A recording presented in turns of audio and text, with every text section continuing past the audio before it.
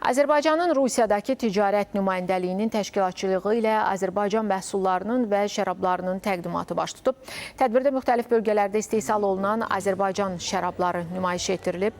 Azərbaycanın Rusiyadakı səfirliyinin müşaviri Yusif Vəzirov ölkəmizdə şərabçılıq sahəsinin inkişafından danışıb. Peşəkar somelyelər şərabların xüsusiyyətləri, istehsal prosesi və Azərbaycanın üzümçülük ənənəsi barədə ətraflı məlumat veriblər. Tədbir çərçivəsində ölkəmizin turizm imkanları da nümayiş etdirilib.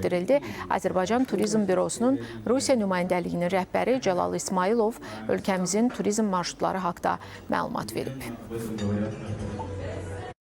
Tədbirdə 120-dən çox qonaq iştirak edir. Onların sırasında Rusiyanın tanınan şərab mütəxəssisləri, somelyelər, restoratorlar, turizm və ümumilikdə Horeka sektorunun üzvləri, həmçinin Rusiyanın müxtəlif şirkətlərinin, o cümlədən Rusiyada şərab satışı məkanlarının nümayəndələri, eləcə də ölkəmizin Rusiyada fəaliyyət göstərən təşkilatlarının təmsilçiləri iştirak edirlər.